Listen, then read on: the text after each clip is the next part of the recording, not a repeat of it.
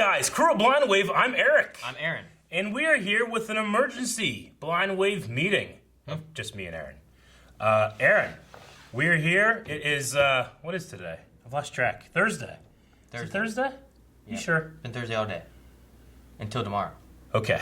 2020 Thursdays are different than regular Thursdays. Are they? I think so. It's the 10th. But what makes this Thursday different is that Disney had their investor meeting. It's like a 4-hour-long presentation, and in that they had a Lucasfilm part, which announced kind of like the future of Star Wars. Okay. And I was like, Aaron, we got to talk, we got to get there. So we came in, Aaron just had some wonderful dinner, and then sacrificed his night to come in and talk Star Wars. So Star Wars. I'm excited. Wait, is it Star Wars or Lucasfilm? Because that's different. It is. You put in that. Sure. There. Wait a minute. You mean like we Willow have too. Willow and Indiana and all that stuff.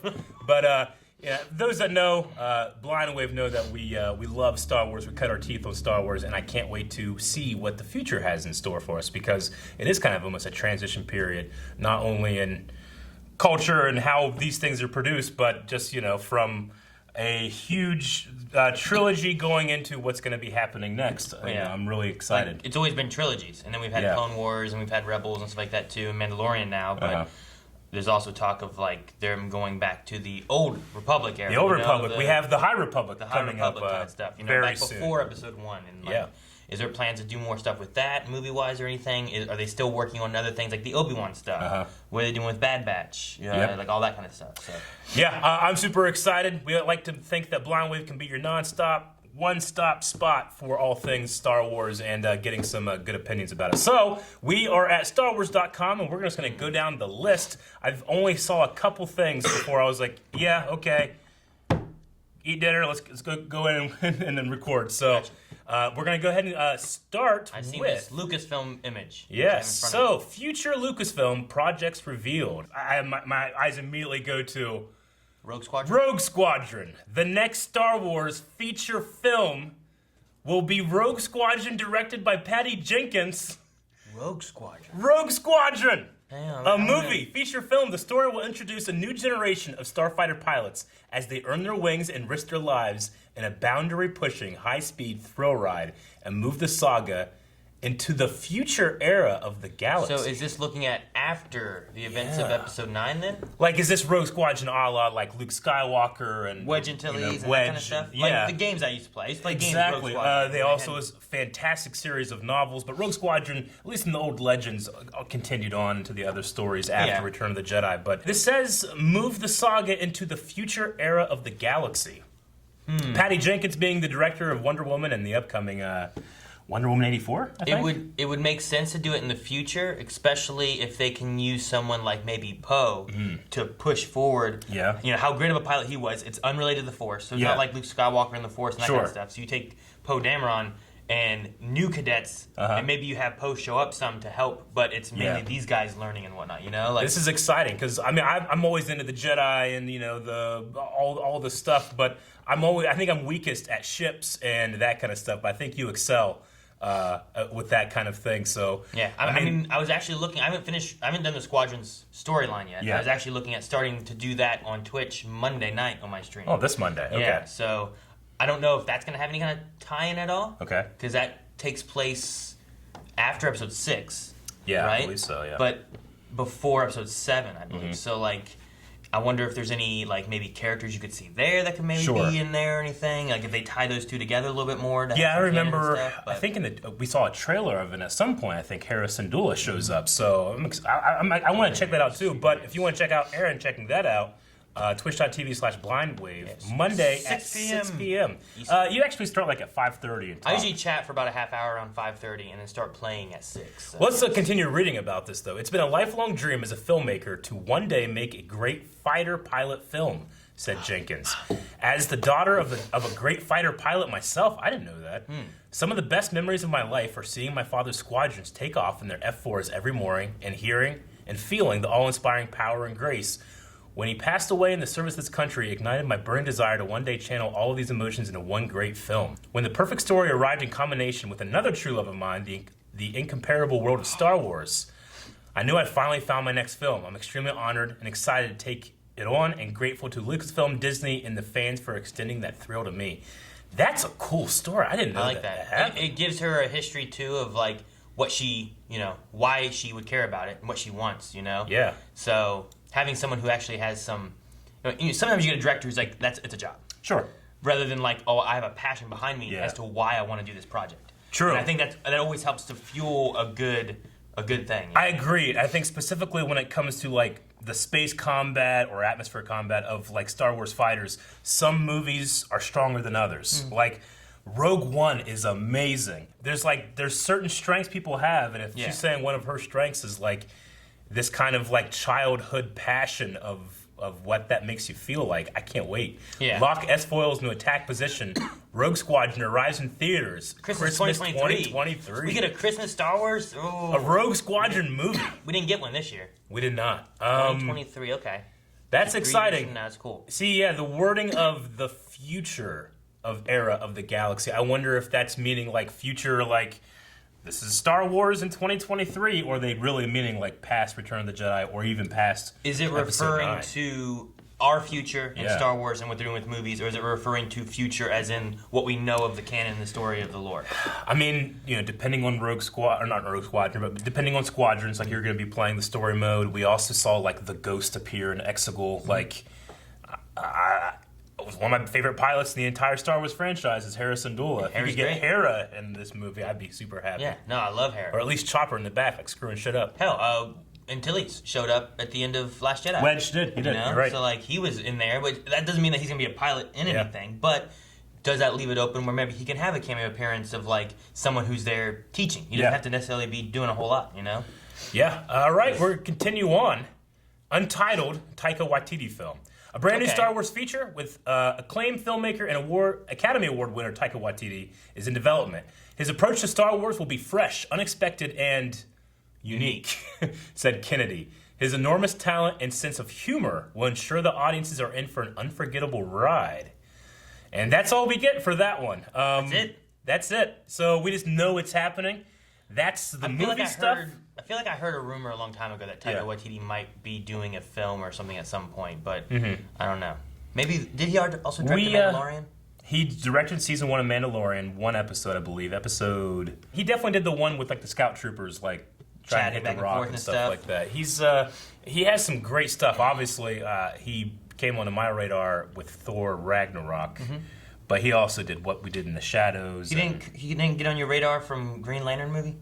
He did not. Okay. I didn't know about that was him until years later. When I was like, oh, that's him. Okay. So, that's 2 movies right there. No date, no art or anything associated with that as of right now. No, just title and no title. So. But the next one is a big one. Star Wars Obi-Wan Kenobi. Ooh, good. Now, is this movie, TV? What do they say? This is... Because it's been back and forth so much. Last August at D3 Expo, Lucasfilm announced the return of Ewan McGregor in the iconic role of Jedi Master Obi-Wan Kenobi for a special event series on Disney+. So, event series definitely means you get one, you're done, right? One series. Yeah. Officially titled Obi-Wan Kenobi, the series begins 10 years after the dramatic events of Star Wars Revenge of the Sith, where he faces greatest defeat, the downfall and corruption.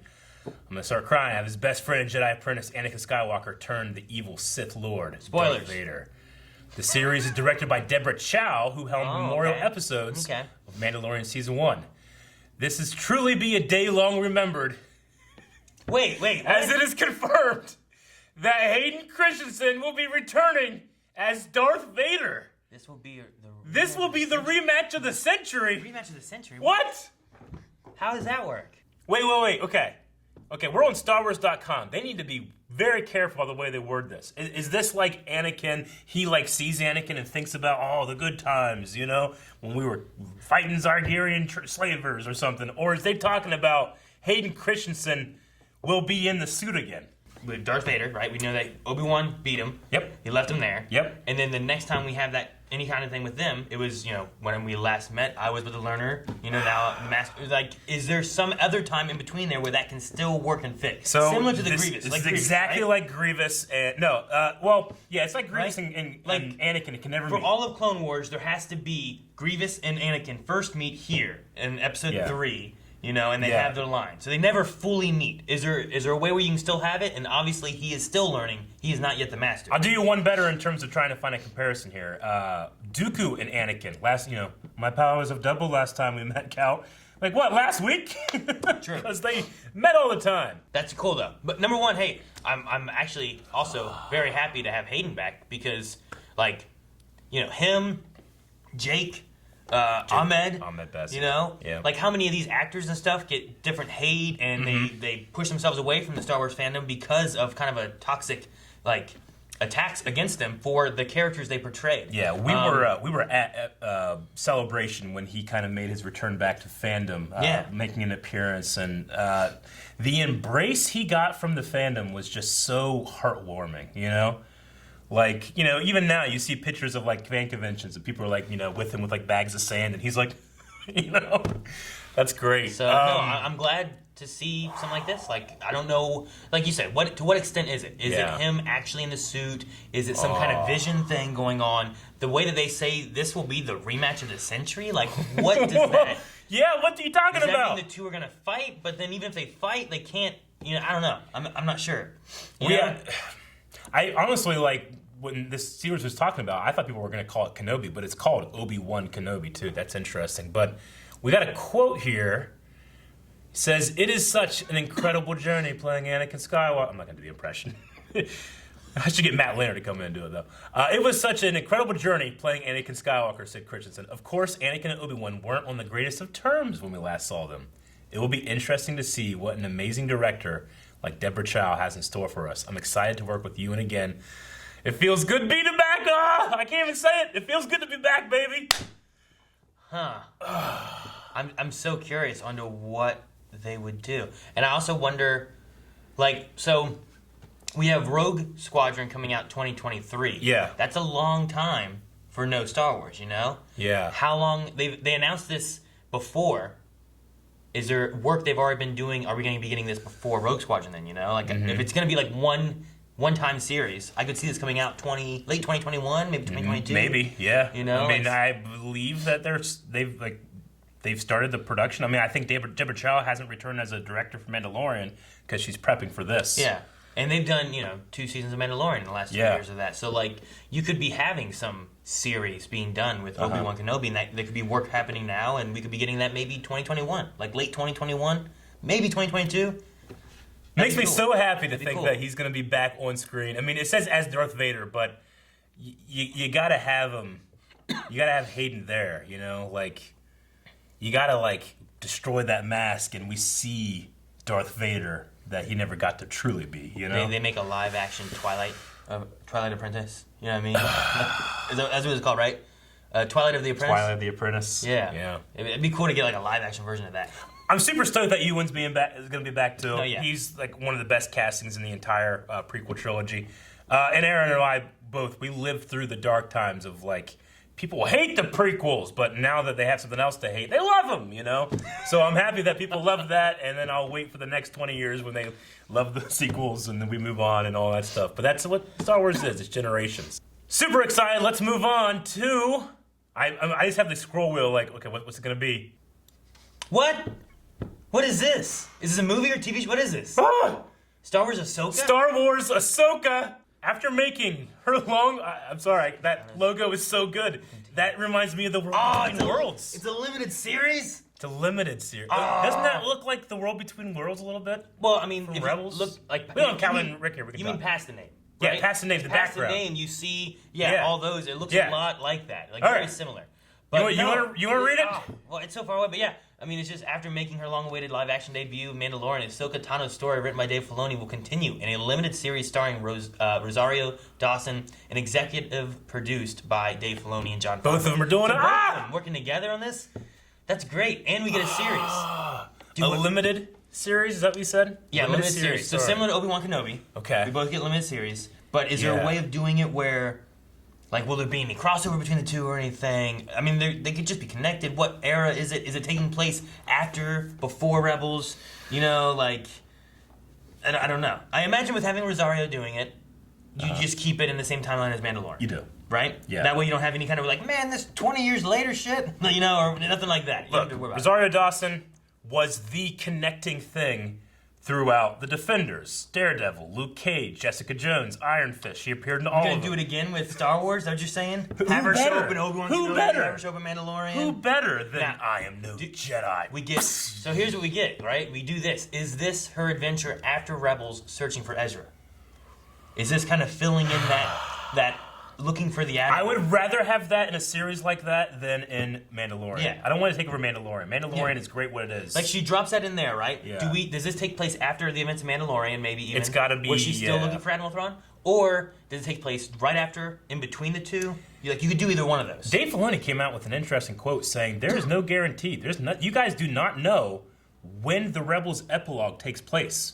It could take place after the Ahsoka episode. It could take place before the Ahsoka episode. I have not revealed that yet. When the epilogue takes place? When we see her in the white with the staff? The only thing we know is it happens after the events of Andor. Yeah. Besides that, that's all we really know. I guess we know Jason Sindula is, we could guess he's like, how old is he, you know? He's not 3, you know? He's not 5. Yeah, but the events of Rebels happens before episode 4. Right. Well, the last episode is it's like the year of, pretty much. Yeah, but there's 4 or 5 years in between then. Mm-hmm. So I mean, it fits fairly well as far as be pretty close. episode 4 to the end of episode 6. Yeah. That's how old Jason would be. Mm-hmm. So that fits pretty well with there. Yeah. But it also doesn't necessarily mean that everything they're showing with Zeb and Callus and everything they're showing with Hera and Jason doesn't mean that those are all in the exact same time necessarily. But I did take it as that was taking place 6 years-ish or so. Yeah. But pretty close. How cool would it be that she went off looking, she got information for Admiral Thrawn, right? Yeah. She comes back, she gets Sabine on Lothal wearing this white shit, right? And then they both go to go find Admiral Thrawn. Yeah. How cool would that be? That would be really cool. We see the events of Rebels at the end, in the beginning of Ahsoka, and then that's where we take off. There was a quote from the makeup artist that did the Magistrate, the woman that Ahsoka fought in that episode of Mandalorian, that she was actually from the planet of Dathomir. The woman, the Magistrate was? Yeah. Maybe not a Force witch, but other people. There could be other people in Dathomir. I'm like, ooh, actually, that makes me a little more, okay with Ahsoka struggling, you know? That's interesting. So, yeah. But, I mean, with that being, Grand Admiral Thrawn is your master, you know? If she does go on, do we bring Ezra back with that as well? Who do we get Thrawn to play Thrawn? Is it going to be Mickelson again, you know? Do you think could do it? Can Taylor Gray play Ezra? 100%. You know? Or that guy on Twitter, everybody's like, he should do it. There's some comedian or something that, I'm like, I see it too. They do that a lot. But yeah, I don't know. It'd be interesting to see. And they might not even go that route. They might go that route. Yeah. They might do something entirely different. See, you know, what if we have some more tie-ins to the daughter, right? Yeah. The daughter with the Morai Owl. Because we had that, Ahsoka lives because of the daughter. Is there going to be some kind of, play on that, especially with the way of the looks here of, if this is the World Between Wars, and granted, this is just a logo, but they don't put this stuff out willy-nilly. Could she utilize that somehow? Yeah. You know? I mean, that could just be a star map. But that... It does have this Jedi Force lettering though that we saw last episode with Grogu. Yeah. And it's similar to what we've seen in Fallen Order. I'm almost, I just keep scrolling down. Great stuff happens. Let's see. Rangers of the New Republic. Star Wars. I love this logo. Star Wars Rangers of the New Republic. That looks like Top Gun, but they're already doing a Squadron. So what's Rangers of the New Republic? Set within the timeline of The Mandalorian. Okay. This new live-action series from executive producers Jon Favreau and Dave Filoni will intersect with future stories and culminate into a climactic story event. Why'd you yell that part? Because does that mean we'll intersect with Mandalorian and possibly Ahsoka that takes place in the same time, maybe? Maybe, but what does it all mean? That means that you have 3 separate stories, and then they defenders this bitch.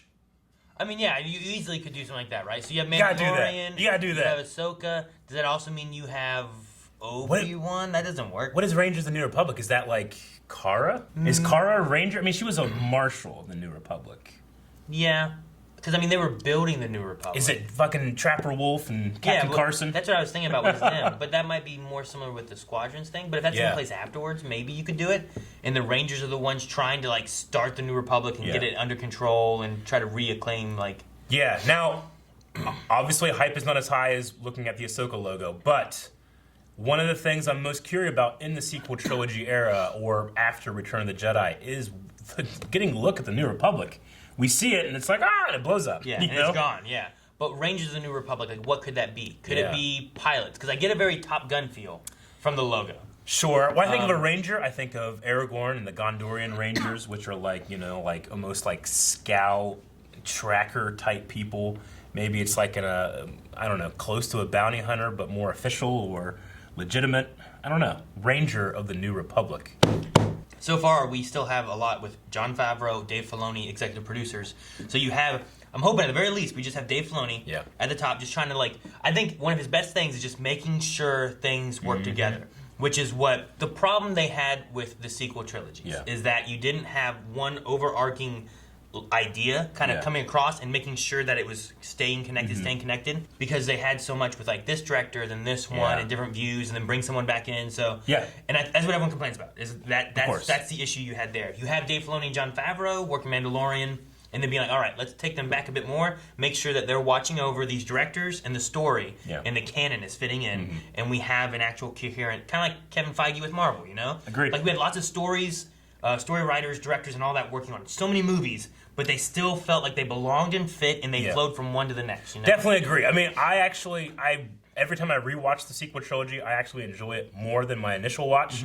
But there is something to be said about what lesson can Lucasfilm learn for the future. It is having a more coherent story with a goal to get to, and I feel like that's Dave Filoni, especially, have been trained to do that for the last 20 years. Yeah, I think if you took the first season of Mandalorian, right? Yeah. And you're just like, all right, we got 4 or 5 directors. You take 2 episodes. You take 2. You take 2. You take 2. Make some episodes. Yeah. Like, you're not going to get a coherent story the whole way if you just have these 4 directors working on their own. So make sure someone's over top, running it through, have a series work well, and then make sure that they're comparing, okay, this is what we want to do with this series.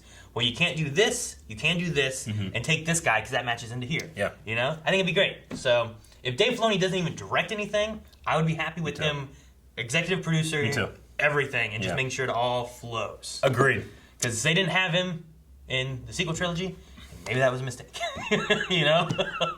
We are where we are. I'm already super hyped. Rogue Squadron and Rangers of the New Republic, very interesting avenues that I'm like, ooh, okay. Like, I see Ahsoka, and I'm like, and I flip over the table, and then I see Hayden Christensen, and I reach out to God like anime. But with Rangers of the New Republic, I'm like, okay, what's that? It'd be great. I'm excited. It gives some speculation of things, but also gives some excitement of like old stuff. Well, what I'm excited by is that we're on this webpage. We're halfway down the scroll bar. Lando? Everyone's favorite scoundrel, Lando Calrissian, will return in a brand new event series. Man, they're going crazy with these event series. So they're going with, For Disney Plus, Justin Simeon, creator of the critically acclaimed Dear White People and huge Star Wars fan, is developing the story. Okay. So, I wonder if there's any more information about this. I immediately think, well, is it Donald Glover? Who is Lando? That's my first question. Are you going with Billy D as in after Episode 9? Or I mean, maybe before Episode 9, but probably after? Or are you taking it Episode 4 to Rogue One era? Yeah. Like, where are you taking it? And if that's the case, you could kind of toss Ahsoka around a little bit with, before Episode 4 with Lando, with Glover. I feel like it doesn't tie in quite as well with the rest of the stuff unless maybe you put it with Obi-Wan series, right? You kind of have those in the same kind of timeline. Then you can kind of have some bounce back and forth between the two. That's one thing. I don't necessarily need I better see Lando and Obi-Wan, and I better see Obi-Wan and Lando. But maybe you get a Hondo showing up in both, and it makes sense. Don't you do that. But don't give me hope. But you know what I mean? Then they can kind of connect a little bit, and you can feel like. And I know it's weird because, oh man, we got this whole universe galaxy place, and we got the same damn characters always showing up. But I like it because it reminds me, hey, I'm in the same story, I'm in the same canon, and I love these characters, even if they're just kind of showing up for an episode here, showing up for an episode over here, Yeah, another one where I'm like, ooh, interesting. Where are you going to go with that? Do you keep Donald Glover? Do you stay, could Han and Chewie show up? Alden Ehrenreich that would be fun. Yeah, if they did that, I don't think I'd have a problem with it, Kira. Yeah. Maybe Kira shows go into the storyline that we didn't get from some, right? Like, you do that in between. Okay, so Lando. You and I will be working much more closely. Lando with Glover, right? Yep. And you can toss in some Han Solo, all that kind of stuff. It takes place all before Obi-Wan stuff. Yep. Because we also want to see where Darth Maul is before Rebels. Yep, I'm all for it. Like, that sounds cool. I want to see him that. going to the galaxy. He's probably pissed off that he lost his cape closet in the Falcon. He doesn't have that. He's got to get a new cape closet. Banging chicks, banging dudes, banging droids. He did, yeah. I want to see it. All right, next we have Andor. We've heard about this. So, Andor, a tense, nail-biting spy thriller created by Tony Gilroy, is set to arrive in Disney Plus on 2022. Diego Luna, reprising his role as rebel spy Cassian Andor from Rogue One, will be joined by a fantastic new cast. Ooh, we got cast. Stellan Skarsgård, Arya Arjona, Fiona Shaw, Denise Goh, Kyle Soller, and Geneva Riley as Mon Mothma! What? That's cool. We got a sizzle reel! Okay, we're gonna watch the sizzle reel. Wait, her O'Reilly, she played Mon Mothma in Rogue One, didn't she? I think you're right. Production kicked off 3 weeks ago. 3 weeks ago in London. So this is gonna be one of the next ones we really get then. Yeah, so we got Cassian Andor. This is in 2022. It just says a spy thriller set to arrive, implying, I think, multiple seasons anew, not just a limited series. If that's the case, you got to make sure that you toss it back far enough, right? Because you can't collide too far into Rogue One. So you got to take it back a little bit. But you could also do the same thing, especially if you're going to take something like Lando. If you toss Lando into shortly after Han Solo, toss it in around that time frame, you could have Cassian around the same time frame of that. You could. Right, there's some of your scoundrel-y spy stuff kind of tossing back and forth. That's the thing. Like, I think that what they should do, and I hope they do it this way, but have some shows happening in different time eras, you know? But have some happening together. That way you can kind of toss them back and forth a little bit. And you can be like, oh shit, there's Hondo. Oh damn, Cassian's showing up in Lando. Oh, Chewie just showed up in the Obi-Wan thing. Yeah, I don't know, whatever, you know? Tony Gilroy, I believe, worked on the Clone Wars at one point, but I'm right. He is he wrote screenplays for the first 4 films of the Bourne series starring Matt Damon. Oh, he did another spy That's a spy thriller. Thing. So, all right, we're gonna check out this sizzle reel right now. Ooh, that Yavin. Okay, that's Rogue One. This is Rogue One. I did for the rebellion. Oh, Jen. Rogue One, in many ways, it's a film that connected new audiences with the oldest fans. It was a bittersweet feeling, you know, in the premiere. They knew it was already gonna be gone, you know. Just one film. Yeah. Alan Tudyk. Oh, Tudyk can be back in voice. It happens, right? As you can see, we're getting ready. We're building stages. We're rehearsing. We're training. We're trying costumes. We're doing everything to make sure we do the best show. I'm really excited having the chance to explore Cassian. It's really fun to go on a set that's emulating something you like so much. The enormity of this is like doing a big feature film. It's okay. Cinematic. Okay. That's where the excitement is. 12 episodes, 12 episodes. Over 200 named cast members, over 6,000 crown people, a lot of creatures that come in from the creature department. Ooh, look at those. We treat this exactly like you would have filmed. There's no difference in our approach. Every creature and droid that we've been building has the same care, level of attention to detail as the previous films. It's huge, it's thrilling, but also it's wonderfully challenging. Volume. Yeah. Possibilities to explore. It is the building of a revolution. Ooh, it's hard. Oh, look at that. Some Star Shirts we made. I love that logo. The logo is nice. I love the logo. It's not quite the Rebellion yet. It's just kind of close, you know? Like That's pretty damn cool. What could that logo be from necessarily? Yeah. It's also kind of a little similar to like what Sabine has, and then you know, like you just have like that anvil look, and I like it. I like it a lot. Really like it. I mean, I really love Cassian. Rogue One is a movie that, again, each time I watch it, I feel like I enjoy it more and more. We kind of know going in, like, this is the Suicide Squad because it does not work out, and it very much felt like, well, we lost all those great characters. But yeah, Cassian, I think, is super interesting. Diego Luna, being a Mexican actor, like, so many people, Mexican fans, like, so goddamn hyped that one of their guys got to be a main character in Star Wars, and now he's in the next big one after Mandalorian. That's fantastic. But Tony Gilroy creating this one. No mention of Dave or Favreau here. But no, not on this one. Yeah. Also, as far as like cast-wise, doesn't say anything about Alan Tudyk, although it says new cast that includes. So you're right, fantastic new cast. I just wonder if we would get a K2SO, right? Like, it might be one of those things where like we discover. It could be something that like, well, once we get it, we know we're getting close to Rogue One, so maybe you have, like, if they do 3 seasons of it, maybe you get them in the second season. Maybe. Or something. I'm super glad that Genevieve O'Reilly, who was cast as Mon Mothma in Episode 3, then had her scene cut, comes back both in Rogue One and here. That's fantastic. Maybe we can get some Jimmy Smits, Bail Organa in there. That could be cool. We could get Saw Gerrera. Well, that's one thing. Like, I like Saw, man. I love it because there's so much stuff between episodes 3 and 4. Like, there's so many characters and stuff that are around that we don't know what happens to, and we know there's a history with Saw and the Rebellion, and we know Andor's working with the Rebellion, and so like it's just interesting to kind of see like. Where are some characters? What do they do? And we don't necessarily have to see them all the time, but you could just have an episode where they show up, you know? Yeah. Hell, we did that with Rebels, where you just get Saw for a little, like 2 episodes, and then he's gone. You never see him again, you know? They did the same thing with several characters. So, which, if you guys haven't been watching yet, we did catch up with Rick and Calvin through all of Clone Wars, so that's still coming out right now. But we also have just started Rebels, which we're going through with them as well. So if you enjoy our Mandalorian reactions that we also have those as well. So. We do. And they said this is filming in London. And I saw that they have a volume, so they must have built another volume. I mean, that's what I heard that Mandalorian has a brand new, like, bigger volume, but they gave the old one to London. Yeah, maybe. But I imagine we're going to be seeing these production studios with a volume pop up all over the world. I love the idea. Yeah. It's very cool. All right, so the next one is The Acolyte. Acolyte, huh? Leslie Headland, Emmy Award-nominated creator of the mind-bending series Russian Doll, brings a new Star Wars series to Disney Plus with The Acolyte. The Acolyte is a mystery thriller that will take the audience into the galaxy of shadowy secrets and emerging dark side powers in the final days of the High Republic era. High Republic, that's cool. Wait. It's a new series on Disney Plus. This is live action in the High Republic. That's cool. Is it live action?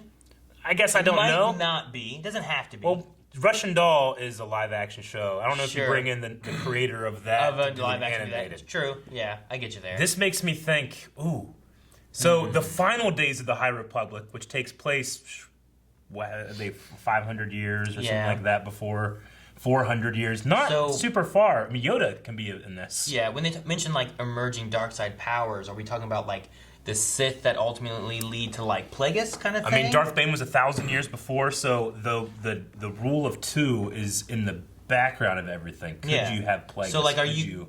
I don't. I mean, there's no way of knowing, I guess, at this point, canon-wise, how long Plagueis lives. You know, like you could be like, well, he's this species and lives this long, and that's what they did. But a mystery thriller. Yeah. So like, I don't know.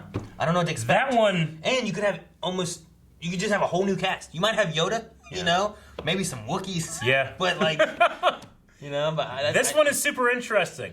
I think I'm excited for all of them, but this one I'm really intrigued. What is this? The Acolyte. I'm very interested on the idea, like Mandalorian. The thing I really like about Mandalorian is like, man, we're gonna have something not tied to like Luke, Vader, you know, all this kind of stuff that we usually have with Star Wars. Clone Wars, you got a lot of Anakin Skywalker and, you know, Obi-Wan Kenobi, and this is what the story's about.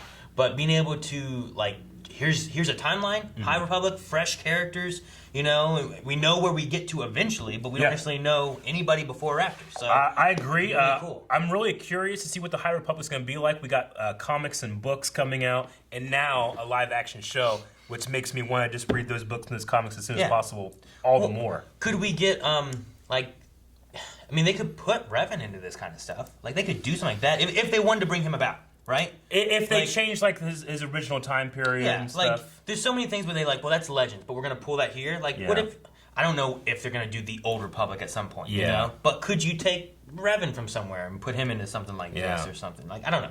It's possible. This one's interesting because this one I think has a lot of opportunity to cross over with more book and comic characters than maybe any of the others. Yeah. Yeah. Because I mean, this whole era is being developed here. Now, I mean, I would say like Lando and some of that kind of stuff. Maybe even the Andor one could probably possibly cross into paths with like Darth Maul's like where he was and what he was doing, and Crimson Dawn. And then there's also a comic for Asajj Ventress, right? Is that what it was? I think it was a comic. Or was it a book? There was a book with Asajj and Quinlan. That kind of Dark covers, Disciple. Yeah, Dark Disciple. That covers kind of what happens with her and everything too, right? So like maybe some of that stuff could possibly get tossed in there, maybe, or I don't know. But I was mainly thinking about the Darth Maul stuff and like what he does with Crimson Dawn and all that too. But this has like a whole lot of old like. You just have EU legend stuff untied to like anything else. Yeah. Someone's just like, I want to write a Star Wars story. I'm just gonna make this shit up, and it's not tied to Luke, it's not tied to Vader, not tied to Skywalker name. Yeah, agreed. A couple of you guys know that we've talked about a long time ago, before the world was destroyed, that we were wanting to do some kind of like Star Wars podcast in which stuff like the High Republic, books, comics, and stuff, we can actually have an avenue to experience and semi-react to just with like the spoken word. And if I want to do that with the High Republic coming out, but with the Acolyte being in that era, it makes it almost essential as opposed to extra. Well, yeah, it's just going to be nice to have like something to also watch with the other stuff going on, you know? It's like the idea of like, we're watching Rebels, but then there's also this Admiral Thrawn book that came out, you know? I mean, this is the one and only thing so far where Jedi are abundant, the Sith lurk, and the Acolyte thriller mysteries me. All right, let's move on to Star Wars. The Bad Batch. The Bad Batch. Yeah, the Bad Batch is. I'm excited for this. We saw Bad Batch before in Clone Wars, the last season of it, and getting to see what they have planned going into after Clone Wars would be really cool.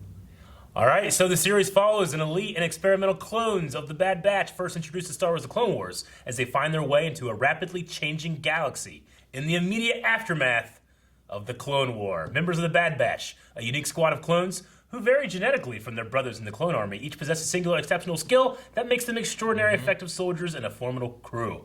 In the post-Clone Wars era, they will take on daring mercenary missions as they struggle to stay afloat and find a new purpose. So maybe we get kind of the new animated series will arrive exclusive on Disney Plus. You know, maybe we get and there's a video and too. We got a video. Like maybe what we get is a little bit of like Firefly kind of thing, right? Like they have a ship, they're trying to stay afloat.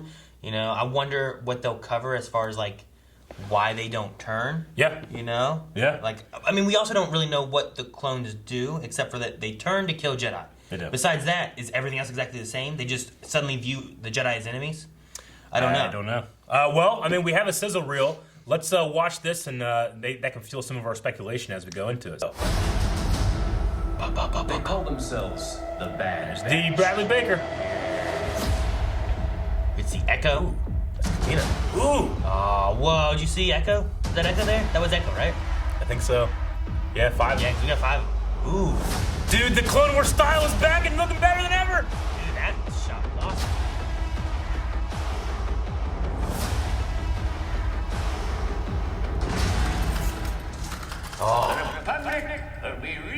Oh my gosh. First Galactic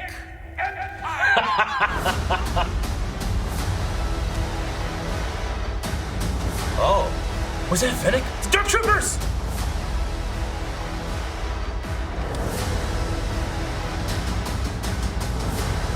I think it's Fennec! I think it's Fennec! Maybe. Whoa! Still using ATTEs. What? Whoa! That was quite an impressive display. Ah, that Tarkin, that was even stand this Tarkin. Oh, that's so you good. son of a bitch. Oh, that's so good. You sons of bitches. You had to do it. You had to twist the knife, didn't you? I love that. Wow, dude.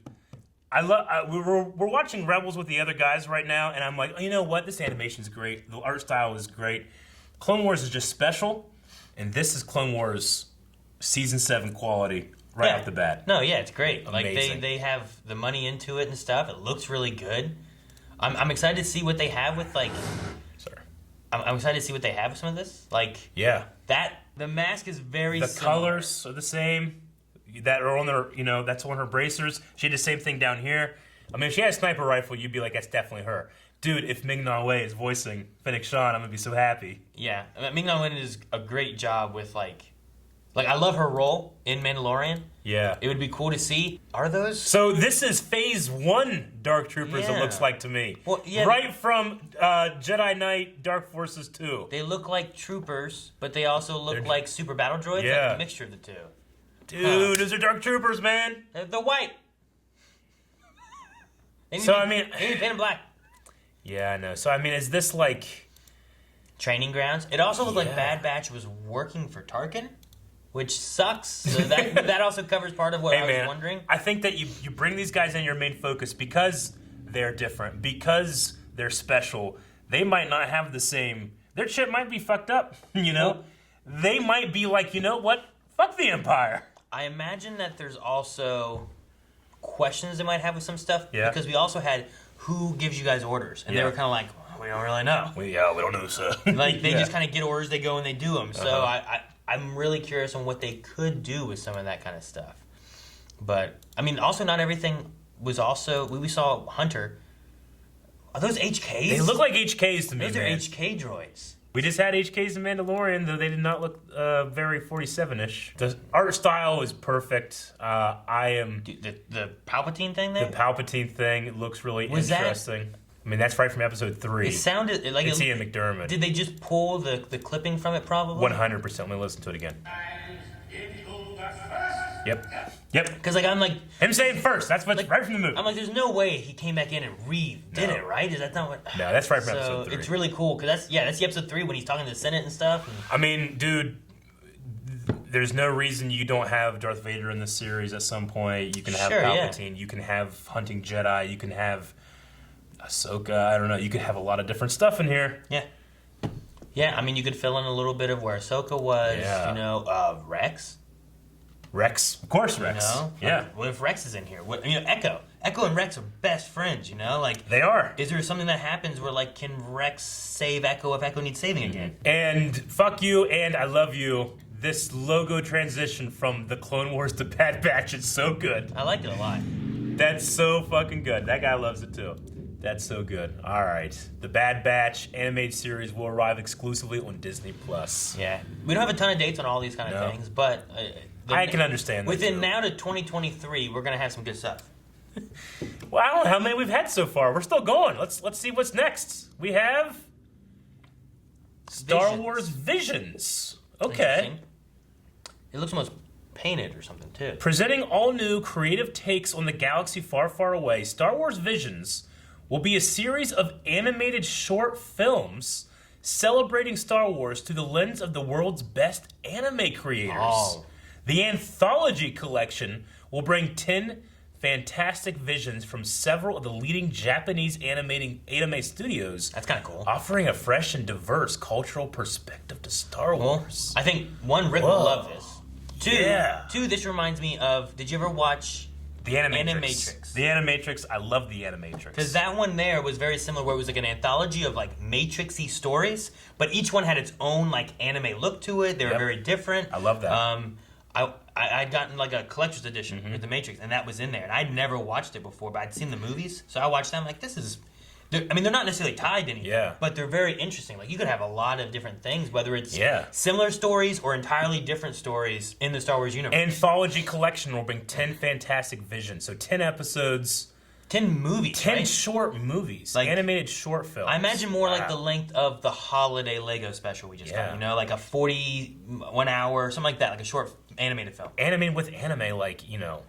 We watched a lot of anime on the channel. Some of it's more beautiful than the others, but like, can you imagine like this an anime quality, like Fate series quality Star Wars stuff? You know, I mean, you could also have something done more like the Genndy, like Samurai Jack, like Genndy Teriyaki. You could have something kind of more like that if you wanted something more like Fate. You could have something more like Code Geass. You know, like offering a fresh and diverse cultural perspective to Star Wars. That's really interesting. I wonder how much control Lucasfilm has on what they're going to be doing. Yeah. Well, like, because it does say, what did it say? I thought it had something where it kind of was like a twist. Because I wonder if, like, does that mean that these are all canon? Or does that mean that they're going to be kind of like, here's some cool stories that are... Through the lens of the world's best anime creators, the anthology collection will bring 10 fantastic visions of leading, offering a fresh... Like, what I'm thinking is there was that Marvel series, right? Where it's like, here are some alternate looks with like some Marvel stories kind of flipped with some details switched around. Yeah. But those aren't canon to the MCU. You know what I mean? Yes. Like, will that kind of be what this is? Or is this going to be actual stories taking place in the Star Wars universe? Or I mean, everything so far, other than like, obvious stuff like the, like the Lego stories and stuff like that, has been canon, so... So none of the Lego stories is canon? No. None? No, I don't think so. But, it would be... I was thinking about this, too, like, if you have different things. What if you had, like, Code Geass? You know how we talk about how long they are and everything? Yeah. You have, like, Code Geass animated, like, style? Yeah. But with Caminos. Yeah, right. That really long, lanky. That'd work. I want to talk to Rick about this one. Yeah. That seems interesting. I Anime wonder thing what would be cool. anime studios and creators they're working with. Visions. I like the logo too. It is, like you said, it's painted. It's very painted looking to it. It's all right, we're moving on to A Droid Story. As Lucasfilm continues to develop new stories, the intersection of animation and visual effects offers new opportunities to explore. Lucasfilm Animation will be teaming up with Lucasfilm's visual effects team, Industrial Light and Magic, to develop a special Star Wars adventure for Disney Plus, A Droid Story. This epic journey will introduce us to a new hero, guided by the legendary duo R2-D2 and C-3PO. Interesting. A Droid Story. Now, the old Droid cartoons, they're not great, but... And most of the Droid episodes of Clone Wars, most people are kind of like, you don't need those. But I enjoy them. They also are pretty fun. Yeah. I wonder, though, like, is this going to be done kind of in the style of... Special Star Wars adventure, okay. Is it be done like more like in the style of, like, WALL-E? Like, WALL-E is a droid story. Yeah. He doesn't really talk. But it's a really good movie, and it tells a really good story. Like, could you have something about that where, like you tell a story about this new droid hero who you can't understand at all? Yeah. But, like, you have some people that talk back and forth. But, like WALL-E, like, that's what I'm thinking of, is, like, something like WALL-E, where, like, he is a hero. He saves all those people on their ship. But I don't know what the hell he says besides his name, you know? Yeah. Like... I don't know. It'd be interesting to see what they do. But this epic journey, it just seems to be one thing, Star Wars adventure. We don't know if it's a series or a movie. It's probably a short, maybe. It's a droid story. You know? This epic journey will introduce a new hero, guided by legendary R2-D2 and C-3PO. Yeah. Okay. So it also, like, with what they give us there, I mean, I could, with R2 and 3PO, I could put it anywhere from episode 1 to 9. You know? The really interesting thing I'm seeing here, though, is the intersection of animation and visual effects. Lucasfilm Animation is teaming up with Industrial Light and Magic to develop. So what does that mean? Like, I mean, do you do like photorealism animated something? You know, like what are you talking about? Who Framed Roger Rabbit? You know what I mean? Yeah, no, I get you. I don't know. I don't know what that means. Some fucking bombs dropped here, man. I'm super interested in almost everything and intrigued in everything else. I mean, I'm definitely interested in everything Star Wars. Yeah. I've always been interested in everything Star Wars.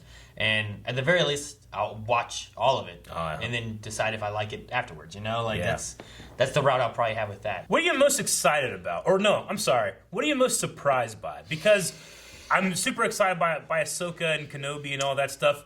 But whenever we talk about Kenobi, we've always talked about, what if they got Hayden? Yeah. When we saw Ahsoka and Mandalorian, what if she got her own series? See, the Ahsoka one I think I would have been more surprised about had we not just had her show up in Mandalorian. I might be most surprised with the Rogue Squadron one. Rogue Squadron, I think, is probably the one. It's, like, I love the flight kind of stuff. Like, I love Squadrons. It's a lot of fun.